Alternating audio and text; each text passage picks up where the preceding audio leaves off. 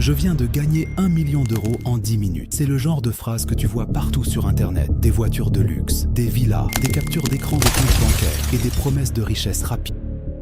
Mais aujourd'hui, je vais faire exactement l'inverse. Ici, on ne vend pas du rêve, on démonte les illusions. Parce que si tu cherches une méthode pour devenir millionnaire en quelques jours, tu peux quitter cette vidéo maintenant. En revanche, si tu veux comprendre comment construire un patrimoine solide, éviter les erreurs qui coûtent des années de travail et apprendre les règles que les personnes financièrement libres appliquent réellement, alors reste avec moi. Car ce que tu vas entendre aujourd'hui vaut bien plus qu'une promesse de devenir riche en 10 minutes. Il y a quelques semaines, je marchais dans une rue que je connais depuis longtemps. Les terrasses étaient pleines, les gens parlaient, ils riaient, certains regardèrent leur téléphone, d'autres couraient après le temps. Puis, un jeune homme s'est approché de moi. Il devait avoir 26 ou 27 ans. Il avait ce regard, le regard de quelqu'un qui travaille beaucoup, mais qui a l'impression de ne jamais avancer. Il me demanda, Monsieur le Lynx, est-ce qu'il faut vraiment être riche pour investir? Je souris, parce que cette question, je l'avais déjà entendue des dizaines de fois. Mais derrière cette phrase, il y avait une peur bien plus profonde, la peur de commencer trop tard. Alors je lui répondis simplement, non, mais il faut comprendre une chose que presque personne ne t'explique. Il sortit immédiatement un carnet. Je compris alors que cette discussion allait changer sa façon de voir l'argent. Mais ce n'était pas encore le plus important. Quelques minutes plus tard, je lui ai montré un simple chiffre. Un chiffre que la plupart des gens sous-estiment complètement. Et pourtant, il peut changer une vie entière. Je lui demandais, selon toi, combien faut-il posséder pour commencer à être libre? Il réfléchit quelques secondes, puis répondit, 1 million d'euros. Peut-être. Je souris, comme presque tout le monde. Il croyait que la liberté commençait à un chiffre énorme. Alors je pris une serviette en papier. J'écrivis un nombre, 100 000 euros. Il fronça les sourcils. Seulement? Oui, parce que les 100 premiers milliers d'euros ne représentent pas seulement une somme d'argent. Ils représentent un changement de système. À partir d'un certain niveau, ton argent commence à travailler presque aussi dur que toi. Et un jour, il finit même par travailler davantage. Ce chiffre paraît presque ridicule face aux millions dont tout le monde parle. Pourtant, c'est souvent à partir de ce moment que les choses commencent réellement à s'accélérer. Et pour comprendre pourquoi, je lui racontais alors l'histoire d'un homme, David, à 26 ans. David n'était pas riche. Il gagnait correctement sa vie, comme beaucoup de salariés. Il travaillait dans l'informatique. Chaque mois, son salaire tombait. Chaque mois, il payait son loyer, ses factures, ses courses. Et à la fin, il lui restait très peu, comme des millions de personnes. Puis, un événement bouleversa complètement sa manière de voir l'avenir. Son père ne profita jamais de sa retraite. Pendant des années, il répétait « Quand je serai à la retraite, je voyagerai, je profiterai enfin de la vie. » Mais cette retraite n'arriva jamais. Il mourut quelques années avant. David comprit alors une vérité brutale. Nous passons parfois toute notre vie à préparer un futur que nous ne vivrons peut-être jamais. Ce soir-là, il prit une décision. Il ne voulait pas devenir millionnaire. Il voulait acheter quelque chose de beaucoup plus précieux, du temps. Mais il allait rapidement découvrir qu'il existait une erreur que presque tous les débutants commettent. Une erreur silencieuse qui empêche des millions de personnes de construire leur patrimoine. Le jeune me regardait attentivement. Je lui demandais « Pourquoi travailles-tu » Il répondit « Pour payer mes factures. » Exactement. Et c'est là que réside le piège. Beaucoup de gens travaillent uniquement pour survivre jusqu'au mois suivant. David voulait autre chose. Il voulait pouvoir dire non. Non à un patron toxique. Non à un emploi qui ne lui plaisait plus. Non à une vie choisie par les autres. Il voulait travailler parce qu'il en avait envie, pas parce qu'il y était obligé. Et cette différence change absolument tout. Car la véritable richesse, ce n'est pas seulement d'avoir plus d'argent, c'est d'avoir plus de choix. Et c'est précisément ce que David allait commencer à construire. David passa plusieurs semaines à lire, à apprendre, à regarder des conférences, à comprendre les marchés financiers. Il découvrit alors un principe extrêmement simple. Il n'avait pas besoin de prédire l'avenir. Il avait simplement besoin d'être discipliné. Il décida d'investir automatiquement, chaque premier jour du mois. Toujours la même somme. Peu importe l'actualité, peu importe les élections, peu importe les crises, peu importe les experts à la télévision. Chaque mois, sans exception. Le jeune m'interrompit. Mais pourquoi toujours la même somme? Je lui répondis, parce que personne, absolument personne, ne connaît le meilleur moment pour investir. Même les professionnels se trompent. En revanche, le temps. Lui, ne se trompe presque jamais. À ce moment-là, David pensait avoir trouvé la méthode, mais il ne savait pas encore que le plus difficile n'était pas de commencer. Le plus difficile, c'était de continuer lorsque tout allait sembler s'effondrer. David commença modestement. 300 euros, pas 3000, pas 10 000, seulement 300. Ses amis riaient parfois. Ils lui disaient, avec 300 euros, tu n'iras jamais loin. Mais David avait compris quelque chose. Ce n'est pas le montant qui change une vie, c'est la régularité. Chaque mois, son patrimoine grandissait, lentement, très lentement, parfois tellement lentement qu'il avait l'impression que rien ne se passait. Et c'est précisément à ce moment-là que la majorité des gens abandonnent, parce qu'ils veulent des résultats rapides, alors que la richesse travaille souvent dans le silence. Les plus grands arbres ne poussent jamais en une nuit, la richesse non plus. Quelques années passèrent. Un matin, David ouvrit son application d'investissement. Son portefeuille venait de franchir un premier cap. Une partie de ses gains ne venait plus de son salaire, elle venait de ses investissements. Ce n'était pas énorme, mais c'était la première fois de sa vie que son argent gagnait de l'argent, sans qu'il travaille davantage. Il referma son téléphone et sourit, parce qu'il comprenait enfin une chose. Le but n'était pas seulement d'échanger son temps contre un salaire. Le véritable objectif était de construire des actifs capables de produire des revenus, même pendant qu'il dormait. Et une fois que tu comprends cela, tu ne regardes plus jamais ton salaire de la même manière. Je terminais mon café. Le jeune regardait toujours son carnet. Il venait d'écrire une phrase en grosses lettres. La liberté ne commence pas à 1 million. Elle commence le jour où ton argent travaille avec toi. Je souris. Puis je lui dis ce que je vais te raconter maintenant. Et la raison pour laquelle la plupart des investisseurs abandonnent. Ce n'est ni un manque d'argent, ni un manque d'intelligence. C'est quelque chose de beaucoup plus difficile à maîtriser. Quelques mois plus tard, les marchés se sont effondrés. Les médias annonçaient une catastrophe. Et David était sur le point de prendre la pire décision de sa vie. C'est cette histoire que je vais te raconter maintenant. Dis-moi en commentaire, quel est ton plus grand objectif financier? Le jeune relisait ses notes. Il leva les yeux vers moi, puis il me demanda. Je souris. Si seulement c'était aussi simple. Le plus difficile dans l'investissement, ce n'est pas de commencer, c'est de continuer. Parce qu'un jour, le marché finit toujours par te mettre à l'épreuve. Et c'est exactement ce qui est arrivé à David. 2 ans après avoir commencé à investir, David avait enfin pris une bonne habitude. Chaque début de mois, une partie de son salaire partait automatiquement vers ses investissements. Il n'y pensait presque plus. Puis un matin, en ouvrant son téléphone, tout était rouge. Les marchés venaient de chuter brutalement. En une seule journée, il venait de perdre plusieurs milliers d'euros. Enfin, sur le papier. Mais pour lui, cette perte semblait bien réelle. Son cœur s'accéléra. Une seule question tournait dans sa tête. Et si je perdais tout? À ton avis, combien de personnes abandonneraient après une chute de 30%? Écris simplement ton estimation. Je suis curieux de lire vos réponses ce soir-là. Les chaînes d'information parlaient de catastrophe. Les réseaux sociaux annonçaient la fin des marchés. Des influenceurs expliquaient qu'il fallait tout vendre. Certains affirmaient qu'ils avaient prévu cette crise. D'autres prétendaient connaître le prochain investissement miracle. Le jeune m'interrompit. Et David? Il a vendu? Tu aurais fait quoi à la place de David? Tu aurais vendu ou continué à investir? Je secouais lentement la tête. Pas tout de suite. Mais il en avait très envie, comme tout le monde. Parce que lorsque ton portefeuille perd de la valeur, tu n'as plus l'impression d'investir. Tu as l'impression de voir disparaître des années de travail. Et cette émotion est extrêmement difficile à contrôler. Au lieu de vendre, David appela un ancien collègue, un homme proche de la retraite, quelqu'un qui investissait depuis plus de 30 ans. David lui demanda « Qu'est-ce que je dois faire ?» L'homme resta silencieux quelques secondes. Puis il répondit simplement « Tu regardes ton portefeuille trop souvent. » David fut surpris. Il pensait recevoir une stratégie compliquée, une méthode secrète, une action à acheter. Mais l'homme poursuivit « Les marchés récompensent rarement les plus intelligents. Ils récompensent surtout les plus patients. » Cette phrase, David ne l'oublia jamais. Je regardais le jeune, puis je lui posais une question. Qui prend les meilleures décisions selon toi? Une personne calme ou une personne paniquée? Il répondit immédiatement. Une personne calme. Exactement. Pourtant, lorsque l'argent est en jeu, notre cerveau fonctionne différemment. Quand les prix montent, on veut acheter davantage. Quand les prix baissent, on veut tout vendre. Autrement dit, nous faisons souvent exactement l'inverse de ce qu'il faudrait faire. Le véritable ennemi, ce n'est pas la bourse, c'est notre psychologie. Quelques mois plus tard, les marchés commencèrent à remonter. David retrouva confiance. Puis il fit une erreur que presque tous les investisseurs commettent un jour. Il voulut aller plus vite. Il découvrit des vidéos promettant des gains incroyables, des captures d'écran où certains affirmaient avoir doublé leur argent en quelques semaines, des publicités promettant une liberté financière rapide. Tout semblait facile. David hésita pendant plusieurs jours, puis il se rappela pourquoi il avait commencé. Il ne voulait pas devenir riche en quelques mois. Il voulait devenir libre pendant plusieurs décennies. Et cette différence l'empêcha de commettre une erreur qui aurait pu lui coûter très cher. Je dis alors aux jeunes, tu sais, il existe 2 types de richesses. La première, tout le monde la voit, une belle voiture, une montre de luxe, une grande maison. Mais il existe une deuxième richesse, beaucoup plus discrète, la capacité de dormir sereinement, ne pas être obligé d'accepter n'importe quel travail, pouvoir aider sa famille sans s'endetter, pouvoir dire non. Cette richesse-là ne fait pas de bruit, mais c'est souvent la plus précieuse. David commençait à la construire. Les années passèrent. David continua. Toujours le même principe. Investir, attendre, recommencer. Un soir, en faisant ses comptes, il remarqua quelque chose d'étrange. Cette année-là, ses investissements avaient gagné davantage d'argent que ce qu'il avait réussi à épargner avec avec son salaire. Il relut les chiffres plusieurs fois. Il n'y croyait pas. Pour la première fois, ses actifs produisaient plus de richesse que son effort. Et c'est à cet instant qu'il comprit réellement la puissance du temps. Je regardais le jeune. Puis je lui dis, l'école nous apprend à travailler pour gagner de l'argent. Mais elle nous explique rarement comment faire travailler l'argent à notre place. Pourtant, c'est cette différence qui sépare souvent ceux qui vivent uniquement de leur salaire, de ceux qui construisent progressivement leur indépendance. L'argent est un outil, pas une récompense, pas un objectif, un outil. Et plus tu apprends à l'utiliser intelligemment, moins tu deviens dépendant de lui. Le jeune resta silencieux. Il avait cessé d'écrire. Il réfléchissait. Puis il posa une dernière question. Une question beaucoup plus importante que toutes les précédentes. Si tu devais tout recommencer aujourd'hui, avec seulement quelques milliers d'euros, qu'est-ce que tu ferais exactement? Je regardais par la fenêtre, je souris, parce que cette question, je me la suis posée des centaines de fois. Et la réponse était probablement la chose la plus importante que je vais te partager. Puis il me regarda. Cette fois, il n'avait plus les mêmes questions. Il ne cherchait plus le placement qui allait le rendre riche. Il cherchait une direction, un plan, quelque chose de concret. Il prit une profonde inspiration. Puis il me demanda, si demain tu perdais tout, si tu devais repartir de zéro, qu'est-ce que tu ferais exactement? Je n'ai pas répondu tout de suite, parce que cette question mérite une réponse honnête, pas une réponse qui fait rêver, une réponse qui fonctionne vraiment, parce que cette question, je me la suis déjà posée, et je connais aujourd'hui la réponse. Il me regarda avec étonnement. Pourtant, tu viens de me dire qu'il fallait investir. Je répondis, oui. Beaucoup de personnes risquent d'être en désaccord avec ce que je vais dire. Pourtant, c'est exactement ce que je ferais si je repartais de zéro aujourd'hui, parce que beaucoup de jeunes pensent que leur premier investissement doit être une action, une crypto-monnaie ou un appartement. Moi, je commencerai par investir dans la machine qui produira cet argent. Et cette machine, c'est toi. Si aujourd'hui tu gagnes 1800 € par mois, le problème n'est peut-être pas ton portefeuille. Le problème est peut-être ton revenu, car investir 200 € par mois ou investir 1500 € par mois ne produit évidemment pas les mêmes résultats. La première richesse, c'est ta capacité à gagner davantage. Je lui ai demandé, si demain ton entreprise ferme, combien de temps te faudrait-il pour retrouver un revenu? Il resta silencieux. Je poursuivis. Le diplôme peut ouvrir une porte, mais une compétence peut ouvrir toutes les autres. Aujourd'hui, le monde change plus vite que jamais. L'intelligence artificielle, l'automatisation, Internet, les métiers évoluent. Ceux qui continueront à progresser seront ceux qui apprendront constamment. Apprends à vendre, à communiquer, à créer du contenu, à monter des vidéos, à utiliser l'IA, à programmer, à négocier, à résoudre des problèmes. Parce qu'une compétence, personne ne pourra jamais te la retirer. Une crise peut faire chuter la bourse. L'immobilier peut ralentir, mais ce que tu sais faire voyagera toujours avec toi. Je lui racontais ensuite une histoire. Quand certaines personnes gagnent leur premier gros salaire, leur niveau de vie augmente immédiatement. Nouvelle voiture, nouveau téléphone, nouvel appartement, nouvelles dépenses. Quelques années plus tard, le salaire a augmenté, mais l'épargne, toujours pas. Pourquoi? Parce que leurs dépenses ont grandi aussi vite que leurs revenus. Les riches ne deviennent pas riches parce qu'ils gagnent énormément. Ils deviennent riches parce qu'ils gardent une grande partie de ce qu'ils gagnent. Chaque euro que tu ne dépenses pas inutilement devient un soldat qui travaillera pour toi demain. Le jeune me demanda, et toi, quelles actions tu achèterais? Je souris. C'est probablement la question que l'on me pose le plus souvent. Et pourtant, ce n'est pas la bonne question. La vraie question est, comment rester investi pendant 30 ans? Beaucoup cherchent l'action qui fera X10. Très peu cherchent la discipline qui leur permettra d'investir pendant 30 ans. Je préfère posséder une petite partie des meilleures entreprises du monde, plutôt que de miser toute ma vie sur une seule. Parce qu'en investissement, la survie est plus importante que le génie. Je pris mon téléphone, je lançai un chronomètre, puis je lui dis, tu vois ces quelques secondes, on les sous-estime toujours. Pourtant, en investissement, le temps est souvent plus puissant que l'argent. Quelqu'un qui commence à 20 ans, même avec de petites sommes, possède souvent un avantage énorme sur celui qui commence à 40 ans avec beaucoup plus d'argent. Pourquoi? Parce que les intérêts composés ont besoin d'une seule chose, du temps. Le temps est le seul actif que même les milliardaires ne peuvent pas acheter. Le jeune pensa que j'allais parler d'argent. Je lui répondis, ma plus grande richesse, ce n'est pas mon portefeuille, c'est ma capacité à réfléchir, à apprendre, à créer, à prendre de bonnes décisions. Si tu dors mal, si tu négliges ta santé, si tu vis constamment stressé, tu prendras de mauvaises décisions. Et en finance, une mauvaise décision peut coûter plusieurs années. Le sommeil, le sport, une bonne alimentation, des relations saines. Tout cela influence directement ton patrimoine. Parce qu'un cerveau fatigué prend rarement de bonnes décisions. Le jeune regarda toutes les pages de son carnet. Puis il me dit doucement, finalement, je croyais que tu allais m'apprendre à gagner de l'argent. Je souris et je lui répondis, non, je t'apprends surtout à ne pas en perdre inutilement. Car la richesse, ce n'est pas seulement ce que tu gagnes, c'est surtout ce que tu réussis à conserver et à faire grandir. Si tu es arrivé jusqu'ici, tu as probablement compris que cette vidéo ne parlait pas seulement d'argent. Elle parle surtout de la manière dont on construit une vie avant de quitter le café. Je lui ai dit une dernière chose chose, et j'aimerais que toi aussi, tu t'en souviennes. Les personnes qui réussissent financièrement ne sont pas forcément les plus intelligentes. Elles ne connaissent pas l'avenir. Elles ne prédisent pas les crises. Elles ne trouvent pas toujours le meilleur investissement. Mais elles possèdent 4 qualités que très peu de personnes développent. La discipline, la patience, la curiosité et la capacité à continuer, même lorsque les résultats mettent du temps à arriver. Parce que la richesse n'est presque jamais un événement. C'est une habitude, un mode de vie, une façon de penser, une succession de petites décisions répétées pendant des années. Alors, ne cherche pas à impressionner les autres. Cherche à construire quelque chose que personne ne pourra te retirer. Tes compétences, ton expérience, ton intelligence financière, ta liberté. Car le plus beau rendement que tu obtiendras un jour ne sera peut-être pas celui de ton portefeuille, mais celui de la personne que tu seras devenue. Si cette vidéo t'a fait voir l'investissement autrement, écris simplement en commentaire « Je commence aujourd'hui ». J'aime lire vos réflexions et je réponds régulièrement à vos commentaires. Et si tu veux apprendre à construire un patrimoine sans tomber dans les pièges que la majorité rencontre, abonne-toi. Chaque semaine, sur cette chaîne, nous allons bien au-delà des conseils financiers classiques. Nous apprenons à comprendre les véritables règles du jeu financier.